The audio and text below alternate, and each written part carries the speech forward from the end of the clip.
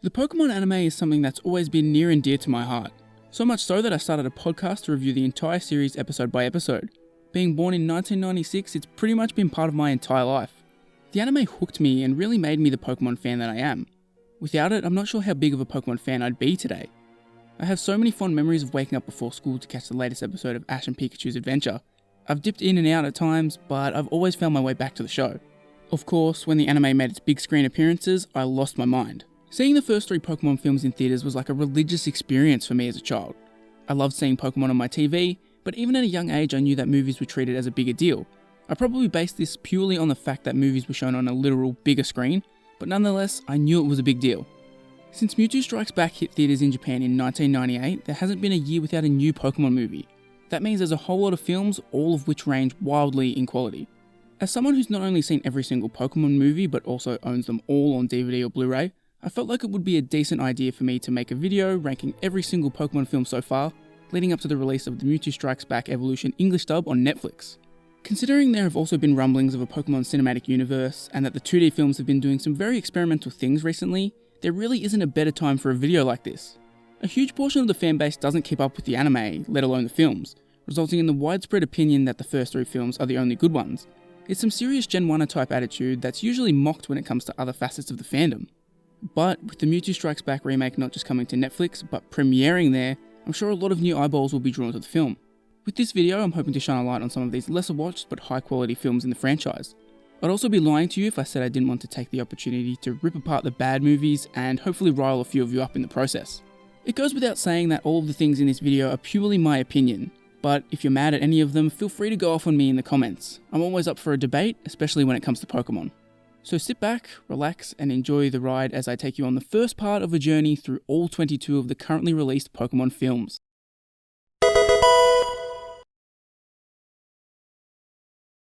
Coming in at the number 22 spot, making it officially the worst Pokemon film, is Hoopa and the Clash of Ages.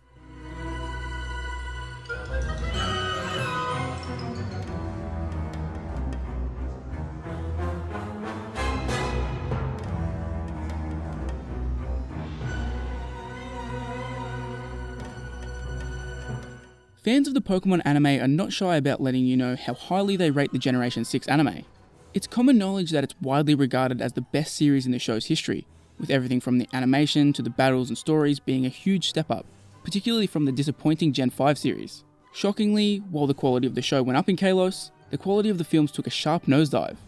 The films in this era all range from stunningly bad to barely passable, but Hoopa and the Clash of Ages is the one that stands out in the worst ways. My first issue is how much of a rush this film seems to be in. Almost every Pokemon film contains a World of Pokemon segment, as well as an opening credits sequence, usually set to one of the show's opening theme songs. This film instead smashes them both together as if it's in a hurry to get to the action, or as if they want to use all of their runtime on the plot. I disliked this choice for 2 reasons. Firstly, the World of Pokemon section is insanely boring and just drags on here. Secondly, this film does absolutely nothing with the 2 or 3 minutes they saved by combining those 2 segments together. Most of the film's issues stem back to the writer's room, and considering what we know about it, it's not surprising. Hideki Sonoda had been a major part of the writing process on every Pokemon film since Spell of the Unknown, but here, for the first time, Atsuhiro Tomioka is in charge of the writing. Tomioka is a veteran writer for the series, but it really shows that this was his first crack at writing a film. This whole film feels like it should have been a 2 or 3 part arc on the show. For those that haven't seen it, the basic plot synopsis is that Hoopa is possessed by its former evil essence and goes on a rampage, summoning a bunch of legendary Pokemon along the way. Sounds like a cool premise for a film, right? Well, it works a lot better on paper. There is almost no actual story present in this film, so once the shock of seeing so many legendaries on screen at once wears off, you're left with almost nothing. In terms of story, literally all we see is Hoopa being a show-off in ancient times, it having its power taken away, it having its power returned in the present, and then a big fight in a city. It honestly feels like if, before the first Avengers film, we only got Iron Man. There's no build up to the huge climax here. I recognise that everything transpiring on the screen should be cool, but I couldn't bring myself to care. There are no stakes here, which is surprising considering all of the firepower you brought into the film. Hell, Arceus plays a significant role in this film, but still doesn't feel important. You know you've messed up when the literal god of Pokemon showing up is met with apathy. It's almost like the film wants to be a kaiju film where you don't really need anything other than seeing 2 big monsters smashing into each other. I just don't think that style of film works for Pokemon, especially because you see that sort of thing all the time in the series. While watching the film, I kept asking myself, why is Hoopa doing this? I could never figure out why Hoopa randomly wanted to fight all these legendaries. The only explanation the film offers is that it wants to test itself, which is an extremely flimsy motivation to build the film around. In place of an actual story, Tomioka uses an abundance of flashbacks. I'm not joking when I say it feels like this film is 90% made up of flashbacks. There are so many of them, and some of them are incredibly long. You'll be sitting there for minutes watching flashbacks that honestly don't amount to much. Overall, it just feels like this film reeks of desperation. Pokémon films had been massively slipping at the box office around this time, with the films doing worse and worse every year. Apparently their response was to slap a dozen legendary Pokémon into a film and hope that everything works itself out. There are a few nuggets of positivity here. The Dubai-inspired setting is unique, as is the Middle Eastern-inspired soundtrack, but overall, this film is pretty damn irredeemable. A film about warring factions of legendary Pokémon could be amazing, but this film is just a mess.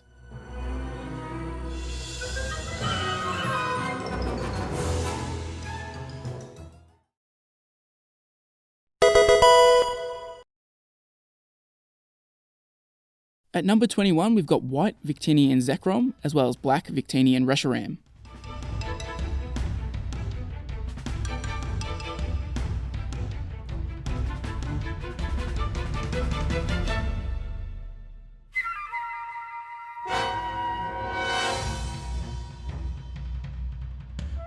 So you know how I talked about how Gen 6 had a great anime but poor films? Well, Gen 5 had a poor anime and poor films for the most part. The Kyurem and Genesect films are pretty forgettable, but neither come close to being as bad as these two films. In this film, Damon, a descendant of the Kingdom of the Veil, attempts to restore his people's former glory by exploiting the powers of Victini. The big gimmick here is that there are two versions of the film. What's different? Well, nothing of any importance. Some Pokémon are different in each version, but both films play out identically, which means they both suck. My biggest gripe with Black and White is just how slow these films are. I really don't mind a slower paced film, but this just gets it all wrong. The first hour of this film is almost entirely dedicated to absolutely nothing. It takes as long as it possibly can to introduce Victini, Karina, and Damon, and then once they are introduced, we just spend ages watching flashbacks of what happened in the past. If I hadn't seen this film before, I would have been sitting there 1 hour into the film and thinking, what is the actual plot of this film? 60 minutes in and there's not a single ounce of conflict going on. You can pretty much assume that Damon is going to turn bad at some point and exploit Victini, but the film doesn't even do a whole lot to set that up in the first hour. By the time the film does kick into gear, it's already lost the viewer. It's hard to care about what happens in the final third of the film when the first 2/3 are so plotting. Much like Hoopa and the Clash of Ages, I don't have much positive to say about the film. There's a cool dream sequence where Victini is trapped in the boundaries of the castle and is forced to watch the world around it change in a time lapse. Outside of that, I didn't enjoy this film. In its current state, it's a film with a beginning and end, but no middle. The film needs at least another hour added to the runtime to smooth out its pacing issues. Honestly, it was very close between this and Hoopa for worst film, but I enjoyed this one just slightly more, so it managed to avoid the dreaded last place spot.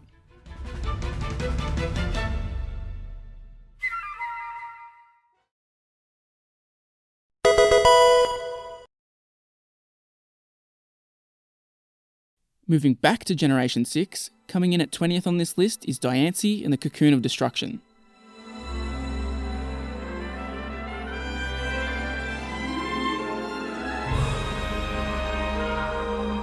Yep, the Gen 6 films are really as bad as I made them out to be. To be fair, all of the films from here on out are nowhere near as egregiously bad as the bottom two, but they're still pretty bad. Diancie and the Cocoon of Destruction is the first of the Kalos era films, and sees the gang encountering Diancie, who is on an important journey to discover its powers to make sure the Diamond Domain survives. For at least the first half, this film plays out as a road trip film, which I really liked. It's a unique slant for a Pokemon film to take, and I think it made for a few cool moments. I also need to point out that this film steps the animation up a notch, just like the anime did at this time. It's a significant jump compared to even the Gen 5 era films, so if nothing, the film is a treat to the eyes. There's also some standout moments like Diancie finally being able to create a diamond for the first time, but there's just not enough of them. I think most of my issues with this film is the super short runtime. It's only 72 minutes long. Because of this, there are only 20 minutes left in the film when Yveltal shows up to cause real havoc. They're then forced to rush through the climax of the film, and it just makes everything seem super easy and unimportant. It never feels like the characters have to struggle to resolve the film's conflict, which hurts the film's quality massively. They try to go for a super emotional moment with Pikachu turning to stone at the last second, but this doesn't work when the film is so rushed. I'm not kidding when I say Pikachu is dead for about 20 seconds total before Xerneas shows up to fix everything. Similarly, the actual ending to the film is so abrupt that I wasn't even expecting it to cut to the credits. Unfortunately, this film is not good. It's got some solid ideas, but not nearly enough time to execute them. The animation quality here is stunning for the franchise. It's just a gorgeous film from start to finish, but it's not enough to carry the whole production. They spent the first 30 minutes of the film road tripping with Diancie, which was fine, but when you only have about 40 minutes left for the rest of the film, that causes major problems. Outside of Diancie, all of the characters introduced in the film are undercooked. There are 3 different sets of human villains, and they're all paper thin. The father-daughter duo are the worst of this, as the revelation that they're evil is supposed to be a huge moment, but it's not. You spend almost no time with them before they're shown to be evil, so it's just like, okay, so what? I barely know these people. We also don't ever get a real conclusion to their story arc in the film. They turn to stone and then aren't heard from again until the final credits, where they're shown to be working in a chocolate shop.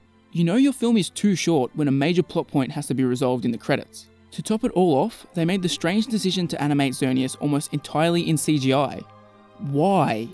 There are a few moments where it's in 2D, but for the most part it's an entirely CGI creature in a 2D film.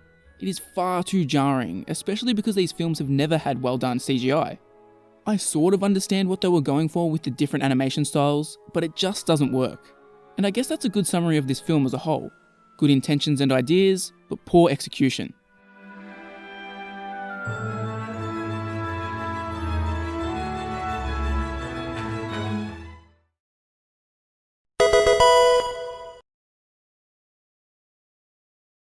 Into the teens now, and it's time to move away from Gen 5 and Gen 6. Instead, it's time to hit up Gen 3 with Pokémon Ranger and the Temple of the Sea taking the 19th spot on the list.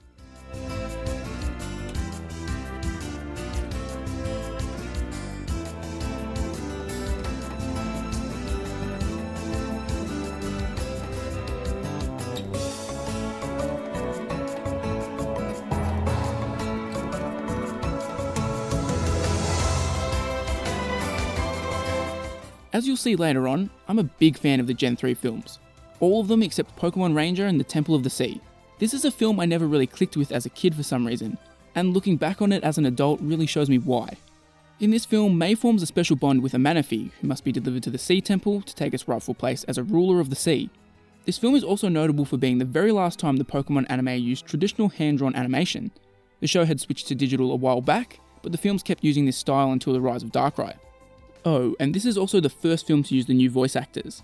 Personally, I like Sarah Natacheni as Ash, but I'm not a huge fan of the voices for Brock, May, and Max. Wow, what's all that? Hello? Can we have some water? Okay. All right! Similar to my problems with CGI Xerneas in the last film on my list, a big part of my dislike for this film comes from its over-reliance on CGI. It felt like every wide shot here had some sort of CGI in it, and it's all poor. Some of it is like the level of poor CGI Tim and Eric would intentionally use in a sketch. This is the heaviest they've ever used it, and I'm just baffled that nobody ever stopped and said, you know, this looks terrible, let's stop doing this. My other major gripe with the film is the relationship between May and Manaphy. This is the crux of the film, but it's a swing and a miss for me. I felt like we never really got to see the pair actually bond together. Other than Manaphy assuming that May is its mother, they never do anything to build a bond. The relationship ends up feeling forced and makes the emotional climax of the two saying goodbye fall really flat and feel hollow. Basically, we're told that these two have a deep and meaningful connection, but we never see it with our own eyes. We also never get a proper explanation of why Manaphy needs to permanently stay in the Sea Temple. The whole time I wanted an explanation for why these two needed to be separated, but we never get it. This is the longest Pokemon film with a runtime of 105 minutes, and oh boy does it feel like it. The middle portion of this film drags for so long. Nothing happens here. It's supposed to be the section where we see May and Manaphy building a bond, but as I said, we don't really see that. Instead, it just carries on for way too long and bored me to tears. Frustratingly, I actually enjoy the film's final act. All of the action inside of the temple is super unique and thrilling, especially because almost none of it features Pokemon in any way. We do get a kind of tacked on appearance for Kyogre here, but for the most part the ending works. Plus, the tropical island vibe is nice. Instead of an impending doom, world's ending feeling, you get something that no other Pokemon film has done. Unfortunately, it wasn't enough to get me to rank this film higher on my list. I like it more now than I did back in the day, but it's a deeply flawed film.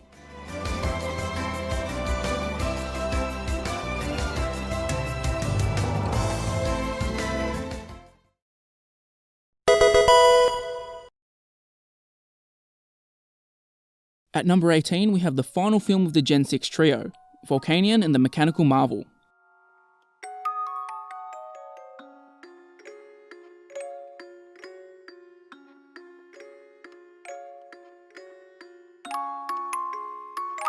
Compared to the other two films of this generation, Volcanion and the Mechanical Marvel is a damn masterpiece. However, that says far more about the other two films than it does this one. In this film, Ash accidentally becomes stuck to a Volcanion who is trying to rescue a Magearna.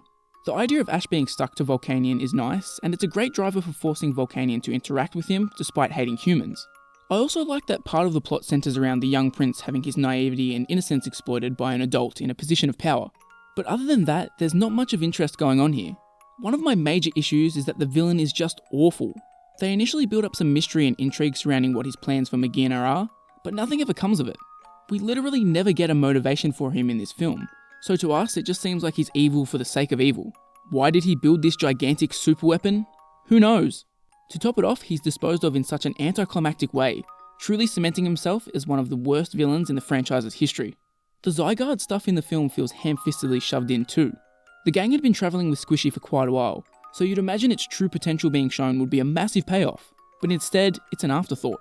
It's not even that big of a moment within the context of the film, so it's strange why they wasted it here. Similar to Pokemon Ranger, the middle of this film drags. Just like that film, Volcanion and the Mechanical Marvel takes a breather throughout the middle to try and develop its characters, particularly Volcanion. I think this worked pretty well and made me really feel and understand Volcanion's character. However, it's too long. You get the point pretty quickly, but then they stretch it out to the point of repetition. I wouldn't have been mad if they cut 5 minutes out of this portion. The film would have flowed much better. It wouldn't have been enough to elevate this film much higher up the list, but it would have made it a lot more enjoyable.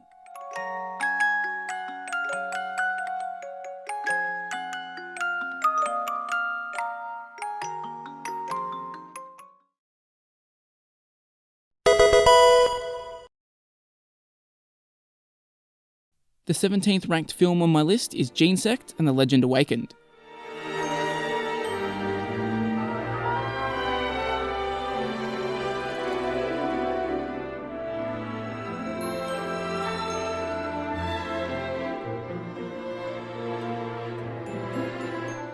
The second appearance of a Gen 5 film on my list, but this one is much better.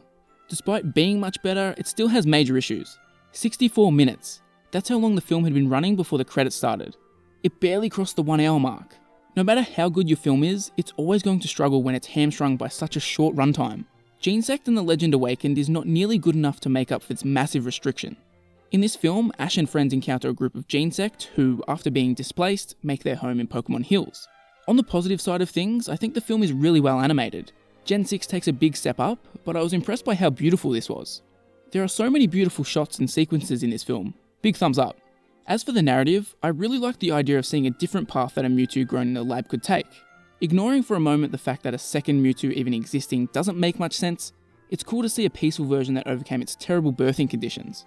I also think the Pokemon Hills setting of the film is really cool, both in concept and in design. But as I said, the film does have negatives. This Mewtwo existing just doesn't make sense. They don't attempt to explain why a second Mewtwo exists, and it bothers me way more than it probably should.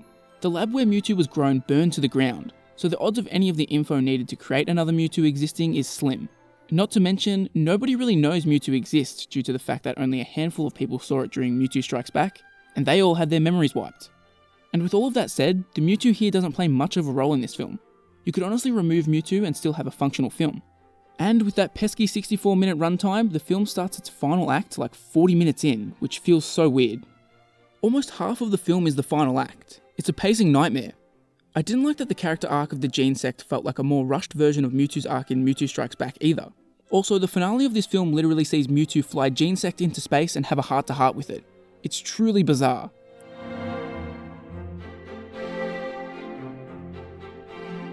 I think I might have liked this film a little bit more if I watched the prologue episodes before this, but if that's the case, maybe they should have just included them in the actual film. When the whole thing is only an hour long, an extra 20 to 40 minutes probably couldn't hurt it.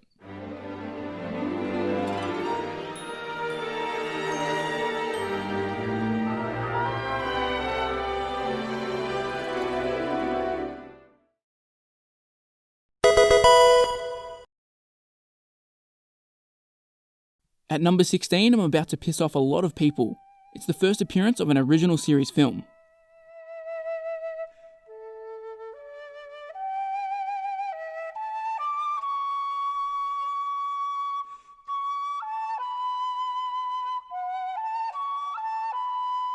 Yes, much to a lot of people's shock I'm sure, I don't just kiss the feet of everything to do with the original series. A lot of people, particularly those who haven't stayed up to date with the anime and films, hold the first 3 films on a pedestal.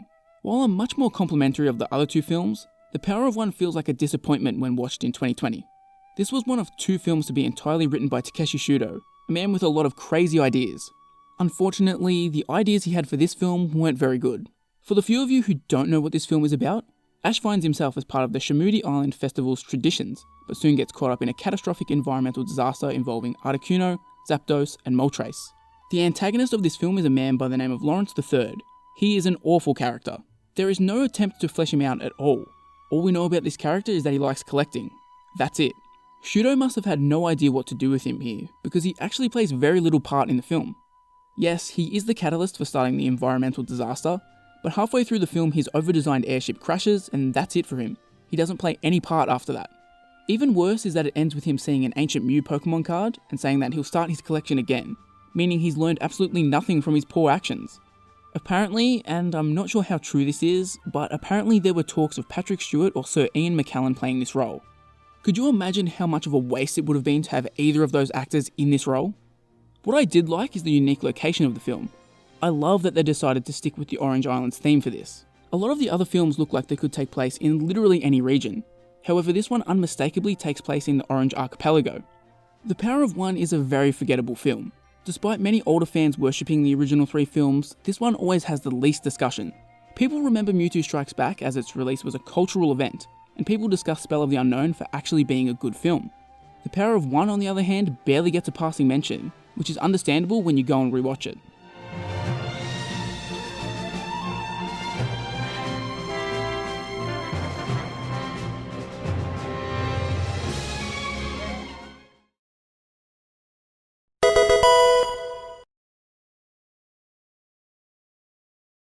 At number 15 is the finale to the Sinnoh trilogy, Arceus and the Jewel of Life.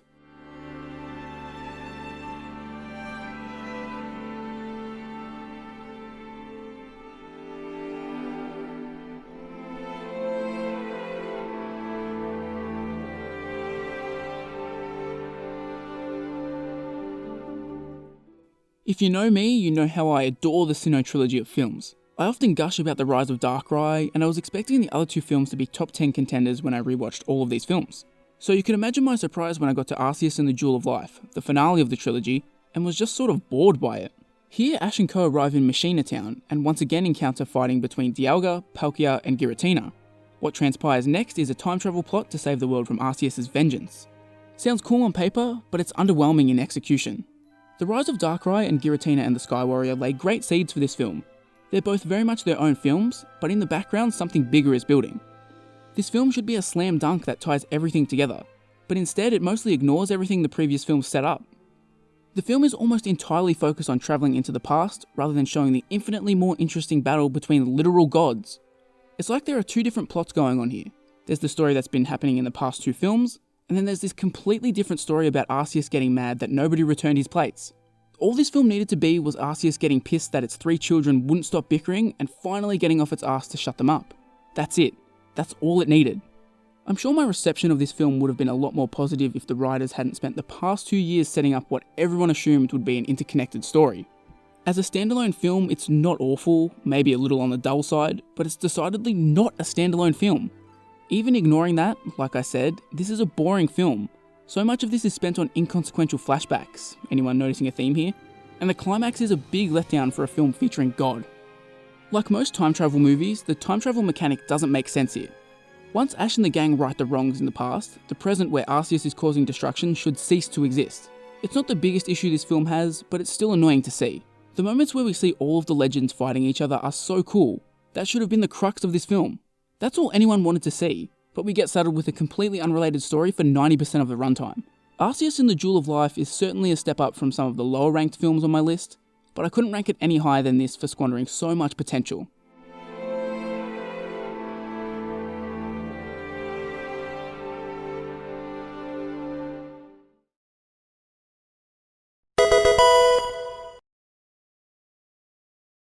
At number 14 is my favourite Gen 5 film, Kyurem vs. the Sword of Justice.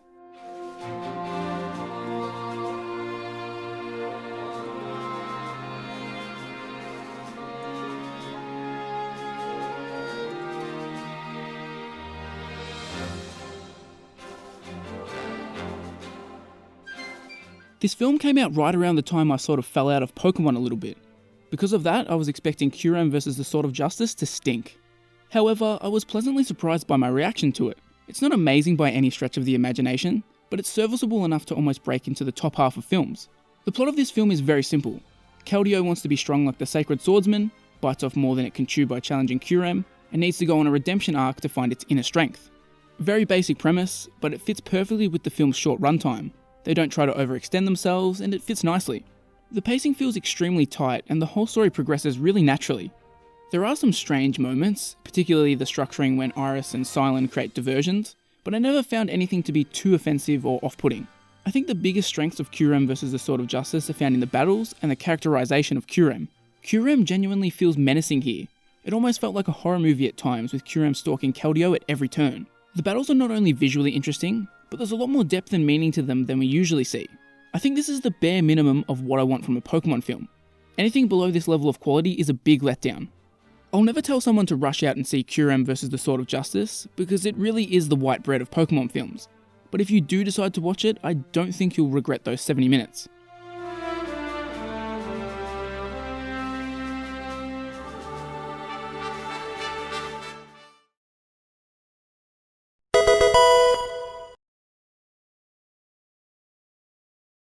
With the second appearance of an original series film, at number 13 we have Celebi, Voice of the Forest.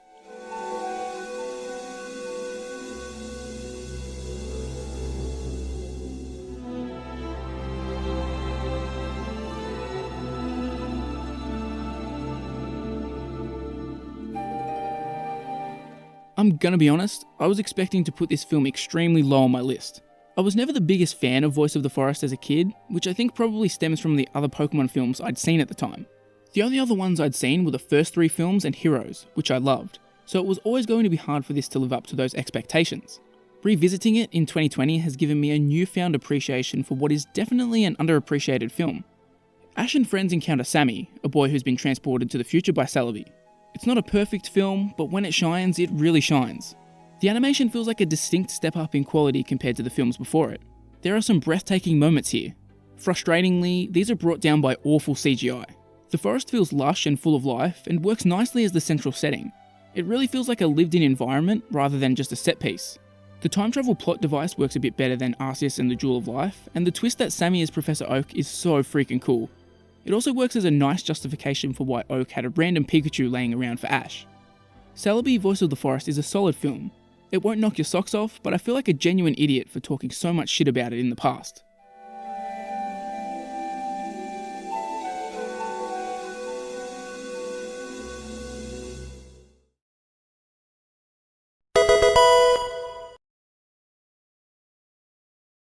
And taking the final spot on part 1 of my ranking of the Pokemon films is Mewtwo Strikes Back.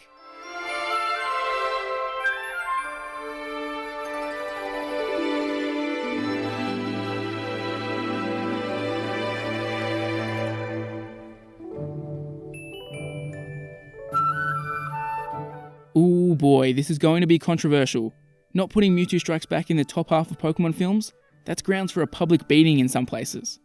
Yes, Mewtwo Strikes Back just misses out on being in the top 11, mostly because I'm able to take off my nostalgia goggles and review this film with an unbiased eye. It was extremely hard to not get swept up in the nostalgia, because my childhood is so heavily tied to the release of this film.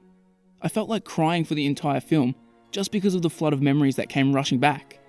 There are 2 factors that prevent Mewtwo Strikes Back from jumping ahead of any of the other 11 films: some spotty animation and the pacing. There is some insanely outdated CGI here, and even the 2D animation isn't always on point, unfortunately. What I will give it credit for though is some beautiful uses of lighting, particularly in the laboratory parts of the island. Rewatching Mewtwo Strikes Back, I was shocked to see that it's kind of rushed. Ash and Co are down and out for about 5 minutes before Ash storms back in with all the Pokemon and takes the fight to Mewtwo. It just feels a little too soon, and it would have been nice if some of these moments got a chance to breathe a little. On the other hand, there are some parts of the Pokemon community that completely shit all over the dub version of this film. Personally, I think they are way too critical. The dub of Mewtwo Strikes Back is majorly criticised for changing the themes of the film, but I think that's overstated. I think the message of both versions are pretty damn similar, and I genuinely think some of the dub changes make Mewtwo a better character, particularly through his interactions with Giovanni. The crux of Mewtwo trying to find its place in the world is still there in the dub. Also, Mew completely dismisses the idea of clones in the original, essentially calling them an inferior race. How are you supposed to root for a character saying stuff like that? One thing I do agree with is that the prologue should have been kept for the dub. If that was present here, it may very well have cracked the top 11. Overall, this is a good film. Mewtwo is a great nuanced villain, some of the cinematography is gorgeous, and I love the overall atmosphere. It does feel a bit rushed, but there's also not a single boring moment. It's just a really solid debut film, and I'm thankful the big screen debut of Pokémon wasn't a flop. Also, the brother my brother moment is great, fight me if you disagree.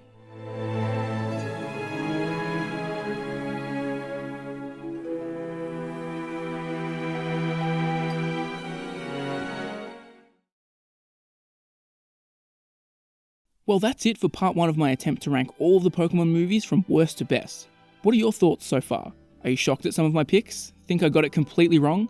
Let me know what you're thinking in the comments section below. I've also still got 11 more films waiting to be ranked. Do you think you can figure out which film will take out top spot? Tune in next week to find out.